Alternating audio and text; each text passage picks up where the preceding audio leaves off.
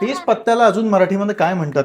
खूप साऱ्या रेसिपीज आपण अशा सेव्ह करून ठेवलेल्या असतात ज्या आपण कधीच बनवत नाही. आपण आज बनवणार आहे लेमन कोरिएंडर मशरूम. हे जोडपं पण आलेलं आहे. आता ते डान्स करत होते बाय द वे. 1 ते 1.5 कांदा. सगळ्या चाकूंची धार गेलेली आहे. तुला इतकी धार आहे? मशरूम्स धुवून ठेवलेत. एवढं मोठं काम केलं तिने बघा. सगळ्यात जास्त मेहनतीचं काम तेच आहे. You know. शर्विली हे पील्ड गार्लिक मागवलंय, ते फ्रीज मध्ये ठेवलंय. मी त्याला सांगितलं की हे फ्रीज मध्ये नसतं ठेवायचं. मला म्हणाला की चालतं. तुम्ही मला सांगा की हे चालतं की नाही चालत.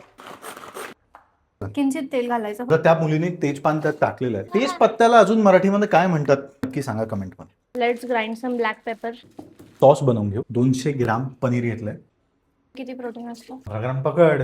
दही पण घाल. दही 30 नसेल ग्राम. घरात आता. एवढं थोडंसं मीठ, ब्लॅक पेपर. ब्लॅक पेपर टाक ना. अजून एवढं सगळं ग्राइंड केलं. त्यातच कॉर्न स्टार्च. स्मूथ पेस्ट त्याची तुम्ही करून घ्या. दही सारखा वास येतोय. पाणी सुटलंय त्याला. चीज सॉस घालूया. खूप झालं. आता ते ऍक्टर नका. सीझनिंग टाकून घेऊ. Black paper. आता याला छान बॉईल आलेलं आहे. चीज घालूया मुझे भी कुछ करने दो. प्लीज.